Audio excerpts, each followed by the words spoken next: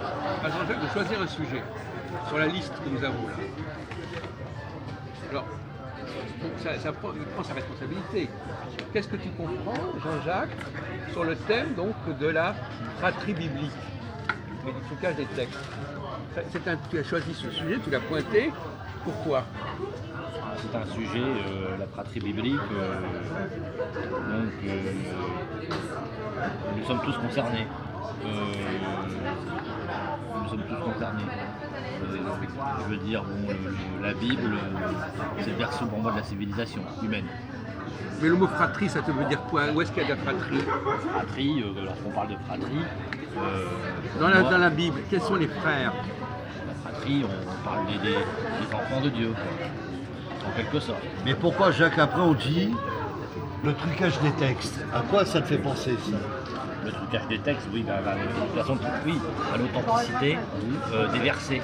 Et, Donc des testaments, par exemple. oui, de toute façon, quoi qu'il en soit, que ce soit la Bible ou le Coran, au gré des décennies qui se sont écoulées, de toute évidence, que ce soit les versets coraniques ou les versets bibliques, ont été modifiés. Voilà. Donc pour toi, tu te dis que la Torah, le Coran et la Bible, ce sont trois textes différents dans la réalité ou bien dans la spiritualité, trois textes différents qui sont à tes yeux différents, quoi. C'est une comparaison différente. Alors, Différents, oui, de par leur composition ancestrale et Leurs écritures. Lorsqu'on parle de Bible et du Coran, bon, c'est une écriture, quoi qu'il en soit, une écriture qui reste une écriture sémitique. D'accord. Est-ce que par exemple sur le Coran, tu serais d'accord sur certaines écritures qui sont des faits réels, qui sont dangereux par exemple sur le Coran? Donne-moi ton Bien avis. sûr, puisqu'on n'a pas l'authenticité des versets. C'est ce que je disais tout à l'heure, au gré des siècles, les versets ont été modifiés à l'avantage de ceux qui ont bien voulu les modifier. D'accord. Donc, de manière à oppresser certaines populations et tout. Enfin, on ne va pas entrer dans ce genre Dans cette sphère sommaire, dans cette sphère, je veux dire... décryptage, dans ce décryptage, quoi. Tout à fait, tout à fait. Mais bon, il faut savoir que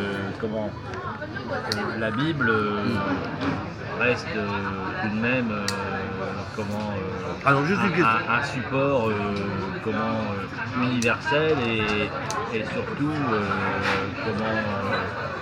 un support de référence. D'accord. Est-ce que pour toi, tu te sens catholique pratiquant ou est-ce que tu es juste sur une inspiration religieuse? Écriture, bien entendu, biblique, par exemple. Je suis de culture effectivement Catholique. D'éducation familiale catholique. Oui. Et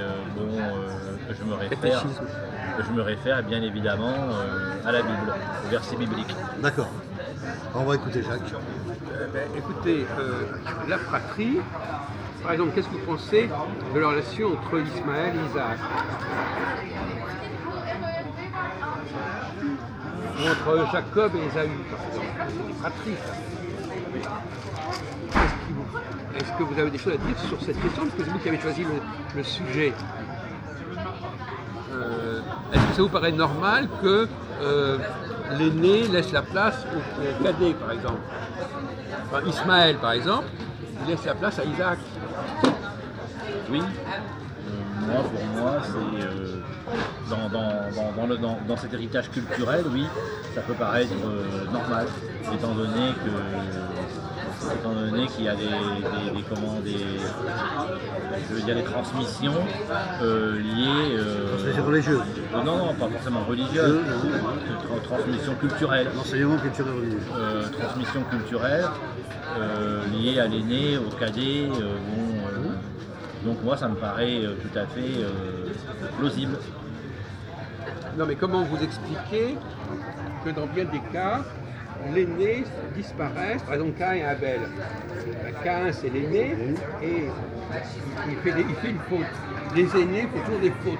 Bien sûr. Et ces fautes justifient qu'on va mettre en avant celui qui vient après.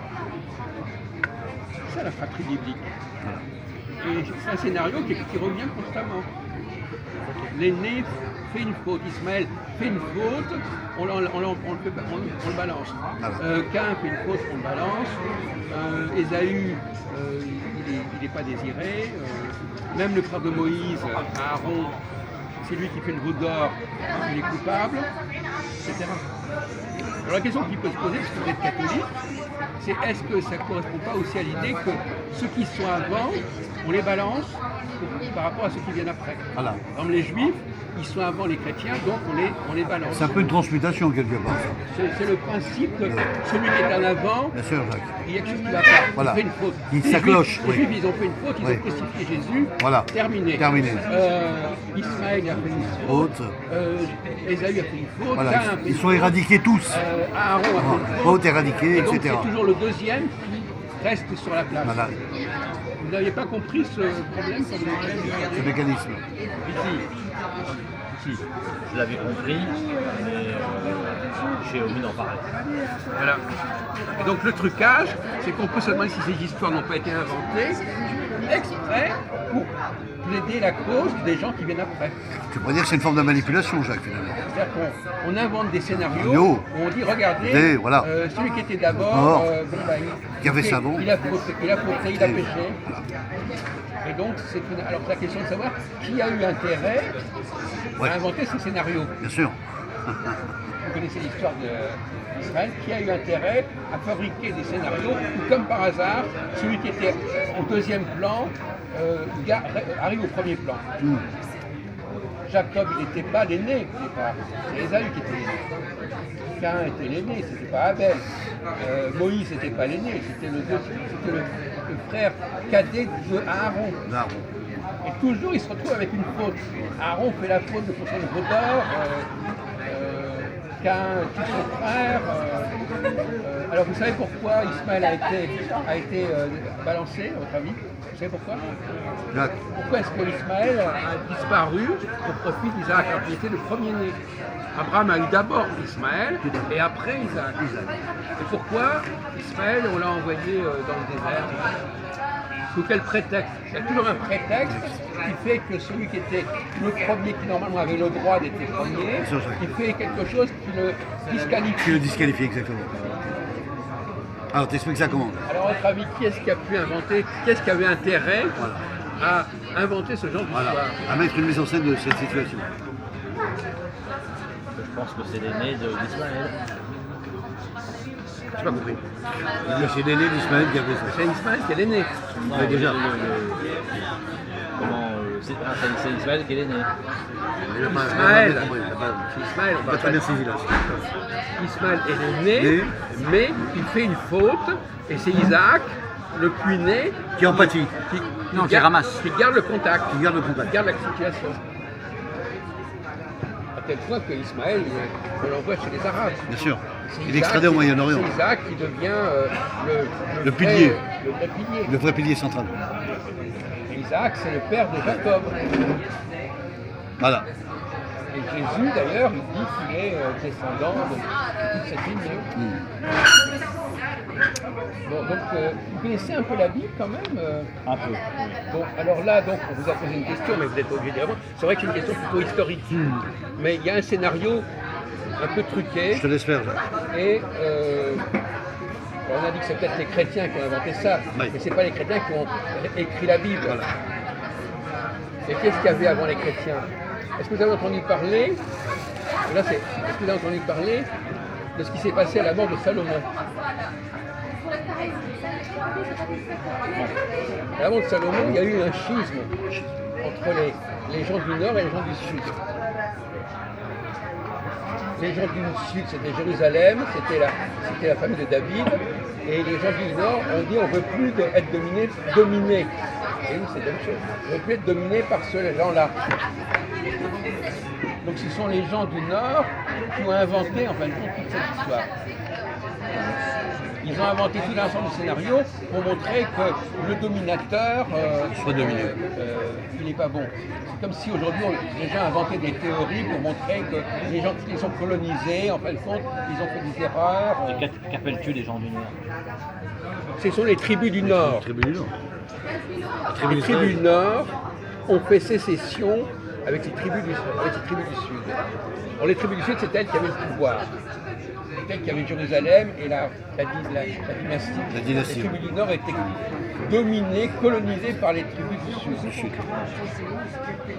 Ouais, je comprends. Tu comprends même? Et donc c'est ça qui explique qu'il y a eu qu'il y a eu un anti-judaïsme, parce que je crois que tu t'intéressais à l'anti-judaïsme. L'anti-judaïsme, qu'est-ce que c'est que l'anti-judaïsme? C'est l'hostilité à la tribu de Juda. La tribu de Juda, c'est la tribu du Sud. Donc les tribus du Nord étaient anti-juives. C'est-à-dire qu'il y avait un anti-judaïsme à l'intérieur même du peuple hébreu. Voilà, une forme de sionisme. Ça, tu as bien compris. Comment? Non, on peut pas dire ça, Jacques. Une Il y forme de avait sionisme. il y avait des tensions à l'intérieur même du peuple hébreu. Ouais, mais ouais, bien sûr, j'ai compris. Donc il y avait déjà une sorte d'anti-judaïsme Donc, oui, d'accord. chez les juifs, chez les hébreux. Les juifs eux-mêmes. C'est eux qui l'ont inventé finalement. C'est une composition d'eux-mêmes. d'eux-mêmes. Parce qu'il y a eu un schisme qui a fait que les tribus du Nord étaient en guerre avec les tribus du Du Sud. Sud, voilà. Et donc ils ont déjà développé des arguments anti-juifs. C'est une forme de conflit finalement, Jacques. Mais souvent, comme les Juifs ont la prétention de dire justement qu'ils ont inventé énormément de choses, on pourrait même le dire qu'ils ont inventé l'antisémitisme. Oui. Ils ont Oui, inventé oui, la- bien sûr. parce que il y avait une guerre civile. On parlait de guerre civile. Une guerre civile à l'intérieur du peuple hébreu, et donc les gens ils se tapaient dessus. Mais je trouve que, si tu veux, Jacques, pour moi, enfin, à mes yeux, le mot antisémitisme passe mieux que le racisme. Le racialisme, on dirait que ça dérange des gens, un peu quelque part. De dire le fait d'antisémitisme, c'est un mot qui est plus diplomate, un peu plus accentué. Dis-moi ton avis là-dessus. Non, mais ça c'est un Ouais, autre sujet qu'on va aborder, donc, qui est prévu D'accord, aussi. d'accord, Mais on y viendra peut-être. Intéressant. Mais alors la question qui est amusante que vous posez, c'est est-ce que aujourd'hui la chrétienté n'a pas un schisme aussi? Si, Quel schisme? là, on l'a Entre quelque qui et part. qui? Hein Entre qui et qui? La chrétienté, par exemple, entre les églises protestantes. Voilà. Moi, je dirais entre les églises protestantes. Les non-croyants avec les croyants, c'est une forme de schisme pour moi. Non, mais les protestants, c'est pas des croyants. Oui, ah bon? C'est une Ah oui, secte. c'est Non, une mais secte. Oui, pardon. C'est des chrétiens. Oui, c'est des chrétiens. Donc c'est pas des non-croyants du tout. Non, bien sûr. Mais enfin, je veux dire, c'est des gens qui sont peut-être aussi opposés par rapport au catholicisme. Voilà, c'est ça. Eh bien, justement, Rome, par rapport à l'Europe, au nord ou au sud? Rome, Oui. c'est au nord. Sud, pardon. Erreur, Il erreur. sort des trucs comme ça, mais il y a des moments Non, où mais- on croit rêver. Hein. Le sud. On rêve. Bon.